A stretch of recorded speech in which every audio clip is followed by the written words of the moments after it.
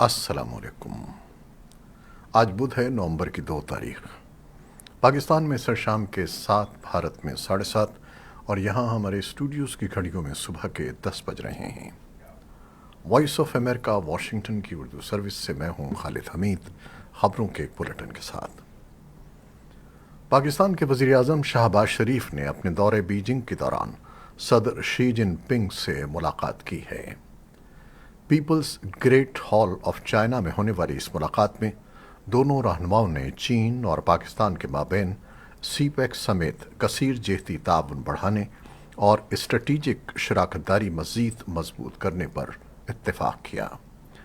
ملاقات کے بعد جاری اعلامیے کے مطابق وزیر اعظم شہباز شریف نے صدر شی جن پنگ سے علاقائی اور عالمی پیش رفت پر تبادلہ خیال کیا۔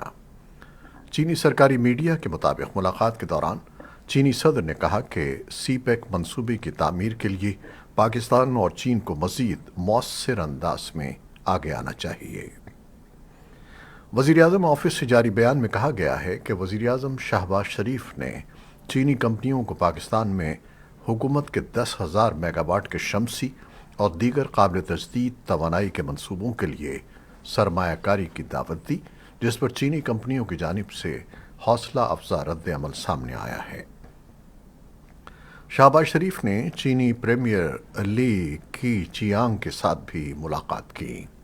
سی پیک منصوبوں کی جلد از جلد تکمیل اور وسعت دینے پر دونوں رہنماؤں نے اتفاق کا اظہار کیا۔ ملاقات کے بعد چین اور پاکستان کے مابین معاہدوں پر دستخط بھی کیے گئے۔ چین کے وزیر اعظم کی میزبانی میں منگل کو شنگھائی تعاون تنظیم SCO کا ایک ورچوئل اجلاس منعقد ہوا، جس میں ایک مشترکہ اعلامیہ جاری کر کے چین کے بیلٹ اینڈ روڈ انیشیٹو کی حمایت کی توثیق کی گئی۔ لیکن اس اعلامیہ میں بھارت کا نام شامل نہیں ہے۔ اس نے اس پروجیکٹ کی حمایت کی توثیق سے انکار کیا ہے۔ اعلامیہ میں چین، روس، پاکستان، قازقستان، کرغزستان، تاجکستان اور ازبکستان کے نام شامل ہیں۔ بھارت کے وزیر خارجہ ڈاکٹر ایس جے شنکر نے اجلاس میں بھارت کی نمائندگی کی۔ انہوں نے SCO کے رکن ملکوں کے درمیان تجارت کو فروغ دینے پر زور دیا، جبکہ پاکستان کے وزیر خارجہ بلاول بھٹو زرداری نے اپنے خطاب میں کہا کہ چین پاکستان اقتصادی راہداری، علاقائی روابط اور ہم آہنگی کے توسط سے خوشحالی لانے کے سلسلے میں اہم قدم ہے۔ ان کے بقول belt and road flag ship project خطے میں رابطہ کاری اور SCO ملکوں کے درمیان سیاسی اور اقتصادی روابط کو فروغ دینے میں مدد کرے گا۔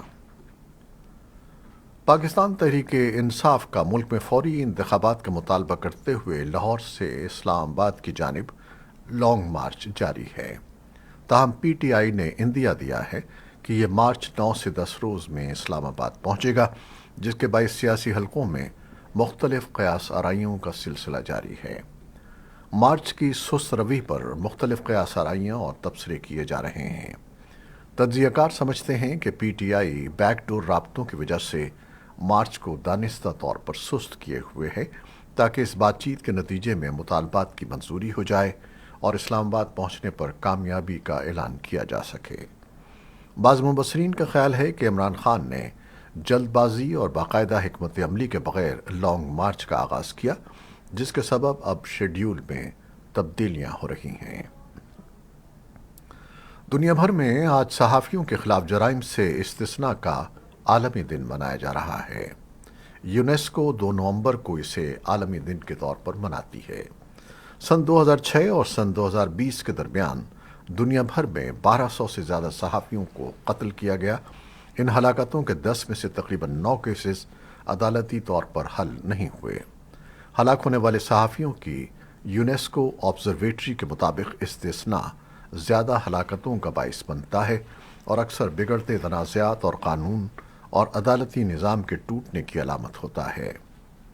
یونیسکو کا تشویش ہے کہ استثناء انسانی حقوق کی سنگین خلاف ورزیوں، بدعنوانی اور جرائم کو چھپا کر معاشروں کو نقصان پہنچاتا ہے۔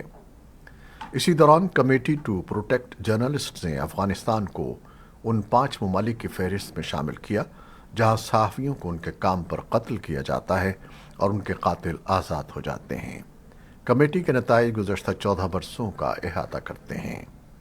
पाकिस्तान में सहाफ़ियों के कत्ल के केस में सज़ा की शरह सिर्फ 4% तक रिकॉर्ड की गई है। पाकिस्तान में मीडिया के उमून और आज़ादी सहाफ़त पर नज़र रखने वाले गैर सरकारी इदारे फ्रीडम नेटवर्क की रिपोर्ट में कहा गया है कि गुज़श्ता 10 सालों में 53 पाकिस्तानी सहाफ़ियों को कत्ल किया गया, लेकिन कत्ल के इन 53 वाक़यात में से सिर्फ दो मुजरिमों को सज़ा मिल सकी। रिपोर्ट में कहा गया है कि मुल्क का फौजदारी निज़ाम इंसाफ मकतूल सहाफ़ियों और उनको सुगवार ख़ानदानों को इंसाफ फराहम करने में पूरी तरह नाकाम रहा है। दूसरी जानिब हुकूमत का कहना है कि वो सहाफ़ी बिरादरी के तहफ़्फ़ुज़ और सलामती के लिए पुरअज़्म और कोशां है, जिस पर बहुत से सहाफ़ी मुकम्मल यकीन नहीं रखते। तालिबान की वजारत देही तरक्की और बहाली के कम अज़ कम 8 मुलाज़मीन बुध के सूबह काबुल ज़िले के कारते मामूरीन इलाके में सड़क के किनारे बारूदी सुरंग के धमाके में ज़ख्मी हो गए। तालिबान काबुल पुलिस के तर्जमान खालिद ज़दरान ने वॉइस ऑफ अमेरिका को बताया है कि इब्तदाई इत्तलात के मुताबिक धमाके में 8 अफराद ज़ख्मी हुए। अभी तक किसी ने धमाके की जिम्मेदारी कबूल नहीं की है। 3 साबिक अफ़गान जर्नैलों ने दी एसोसिएटेड प्रेस को बताया है कि अफ़गान स्पेशल फोर्सेस के वो फ़ौजी जो अमरीकी फ़ौजियों के शाना बशाना लड़े थे और फिर गुज़श्ता साल अफरा तफरी में अमरीकी इनखला के बाद ईरान फ़रार हो गए थे, अब रूसी फ़ौज उन्हें यूक्रेन में लड़ने के लिए भर्ती कर रही है। उनका कहना था कि रूसी हज़ारों साबिक एलीट अफ़गान कमांडोज़ को एक गैर मुल्की लश्कर के तौर पर भर्ती करना चाहती है। रूस की वजारत दिफा ने तबसरा करने की दरख्वास्त का जवाब नहीं दिया। अमरीकी महकमा दिफा ने भी तबसरा करने की दरख्वास्त का जवाब नहीं दिया, लेकिन एक सीनियर एहलकार ने इशारतन कहा कि भर्ती हैरान कुन नहीं है। रूस ने बुध को कहा है कि वो बहर अस्वद के जरिए यूक्रेनी अनाज की तरसील में सहूलत फराम करने वाले मुआहदे में दोबारा शिरकत कर रहा है। वजारत दिफा ने एक बयान में कहा कि रूसी फेडरेशन का ख्याल है कि इस वक्त मौसूल होने वाली ज़मानतें काफ़ी हैं और मुआहदे पर अमल दरामद दोबारा शुरू कर दिया है। रूस ने हफ्ते के रोज़ अपनी शिरकत उस वक्त मुअत्तल कर दी थी जब यूक्रेन ने रूस के बहर अस्वद के बहरी बेड़े पर हमले के लिए ड्रोन इस्तेमाल किए थे। यूक्रेन ने रूसी बहरी बेड़े पर हमला करने की तस्दीक या तरदीद नहीं की। रूस शहरियों के घरों और अहम इंफ्रास्ट्रक्चर को निशाना बनाना जारी रखे हुए है। गुज़श्ता रात 4 मिसाइल दागे गए, जिनसे बंदरगाही शहर मैकोलेव में एक अपार्टमेंट की इमारत का आधा हिस्सा मुनहतिम हो गया। रूस ने पीर के रोज़ यूक्रेन की तवानाई की तनसीबात पर दर्जनों मिसाइल दागे, जिसकी वजह से बिजली की फराहमी मुनक़ता हो गई। पानी की सप्लाई में कमी और सेल सर्विस भी बंद हो गई। अमरीकी महकमा ख़ारजा के तर्जमान नेड प्राइस ने मंगल को सहाफ़ियों से बातें करते हुए इन हमलों की मज़म्मत की और कहा कि रूस ने पीर और मंगल को तकरीबन 100 मिसाइल दागे हैं और मौसमी दर्जे हरारत में कमी के साथ इन रूसी हमलों का मकसद इंसानी मसाइब को बढ़ाना है। रूस ने शहरियों को निशाना बनाने की तरदीद की है। पेंटागन ने मंगल के रोज़ इस बात पर तशवीश का इजहार किया कि रूस यूक्रेन के खिलाफ जंग में ईरान से मज़ीद हथियार हासिल करने की कोशिश कर सकता है। रूस ने हाल ही में ईरानी साख्ता ड्रोन से शहरी इंफ्रास्ट्रक्चर को निशाना बनाया है और अमेरिका के मुताबिक ईरानी एहलकार जजीरा नुमा क्राइमिया से इन ड्रोन हमलों में रूसी फ़ौज की मदद कर रहे हैं।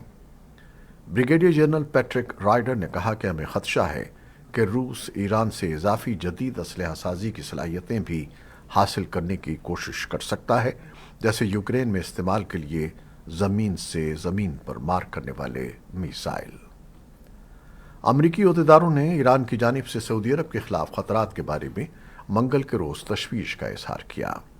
अमरीकी महकमा ख़ारजा के तर्जुमान नेड प्राइस ने नामानिगारों को बताया कि हम फ़ौज, सिफारतकारों और इंटेलिजेंस ज़राए के तवस्सुत से सऊदियों के साथ मुसलसल राब्ते में हैं और हम अपने और ख़ित्ते में शराकतदारों के मफादात के दिफा पर इक़दाम करने से नहीं हिचकिचाएंगे। एसोसिएटेड प्रेस और वॉल स्ट्रीट जर्नल ने मंगल को रिपोर्ट दी कि सऊदी अरब ने किसी इम्कानी हमले के बारे में अमरीका को मालूमात फराहम की हैं। امریکہ میں وسط مدتی انتخابات میں صرف ایک ہفتہ رہ گیا ہے اور ایک کلیدی سینئر امریکی عہدیدار نے ان خدشات کا اظہار کیا ہے کہ امریکہ کے مخالفین کی جانب سے غلط معلومات یا اثر انداز ہونے کی کارروائیوں کے نتیجے میں پولنگ کے دوران تشدد ہو سکتا ہے۔ کئی ہفتوں سے ایف بی آئی اور ہوم لینڈ سیکیورٹی کے محکمے کہہ چکے ہیں کہ انہیں 8 نومبر کی ووٹنگ میں مخصوص یا مسترد خطرات کے شواہد نہیں ملے ہیں، لیکن عہدیدار اندرون ملک بڑھتی ہوئی سیاسی کشیدگیوں کے بارے میں خدشات کا اظہار کر چکے ہیں کہ ان کا انتخاب کے روز کیا اثر پڑ سکتا ہے، جبکہ بیرونی ملکوں مثلاً روس، چین اور ایران کے غلط یا گمراہ کن بیانات بھی ساتھ ساتھ چل رہے ہوں۔ امریکی سائبر سیکیورٹی اور انفراسٹرکچر سیکیورٹی ایجنسی کی ڈائریکٹر جین ایسٹرلی نے منگل کو واشنگٹن میں ایک فورم کو بتایا کہ آپ کو جھوٹی اور غلط معلومات مل رہی ہیں جنہیں غیر ملکی دشمن امریکی لوگوں میں اپنے انتخابات پر اعتماد کم کرنے اور انتخابی عہدیداروں کے خلاف تشدد پر ابھارنے کے لیے استعمال کر سکتے ہیں۔ جنوبی کوریائی جزیرہ بدھ کے روز فضائی حملے کے سائرنوں سے گونج اٹھا اور وہاں کے رہائشیوں کا زیر زمین پناہ گاہوں میں انخلا کر دیا گیا جب شمالی کوریا نے 20 سے زیادہ میزائل داغے، جن میں سے کم از کم ایک اس کی سمت میں داغا گیا تھا جو دونوں حریفوں کی کشیدہ سمندری سرحد کے قریب گرا۔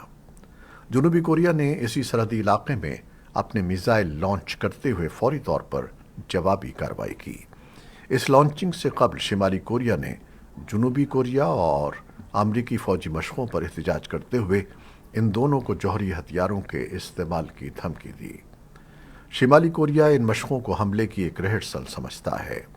وائٹ ہاؤس کا موقف ہے کہ امریکہ کا شمالی کوریا کے لیے کوئی مخالفانہ ارادہ نہیں ہے اور اس نے شمالی کوریا کے جوہری عزائم کو کچلنے کے لیے اتحادیوں کے ساتھ کام کرنے کا عزم ظاہر کیا ہے۔ شمالی کوریا کے میزائلوں کے ٹیسٹوں کا یہ سلسلہ ایسے میں ہوا ہے جب دنیا کی توجہ ہیلووین کے موقع پر ہونے والے اس سانحے پر مرکوز تھی جس میں سول میں سال کے بدترین سانحے میں ایک بھگدڑ میں 150 سے زیادہ لوگ ہلاک ہو گئے تھے۔ جنوبی کوریا کے صدر یون سوک یول کے دفتر کے ایک بیان کے مطابق صدر نے کہا کہ شمالی کوریا کے میزائل لانچ ہمارے علاقے کی حدود کی خلاف ورزی تھے۔ صدر نے فوری جوابی اقدامات کا حکم دیا ہے۔ یہ تھیں وہ خبریں جو فیس بک لائیو پر ہم نے آپ کے لیے پیش کیں۔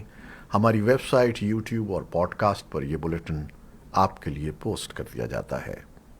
آپ ہمارے اس بلیٹن کو شیئر کرتے ہیں اور اپنے کمنٹس میں اپنی محبتوں اور دعاؤں کا اظہار کرتے ہیں، جس کے لیے ہم آپ کے فرداً ممنون ہیں۔ آپ اپنی ان محبتوں کو جاری رکھیے گا۔ کیمرامین سعید اصفر امام، نیوز ایڈیٹر بہجت جیلانی کے ساتھ خالد حمید کو اب اجازت دیجیے گا۔ اللہ حافظ۔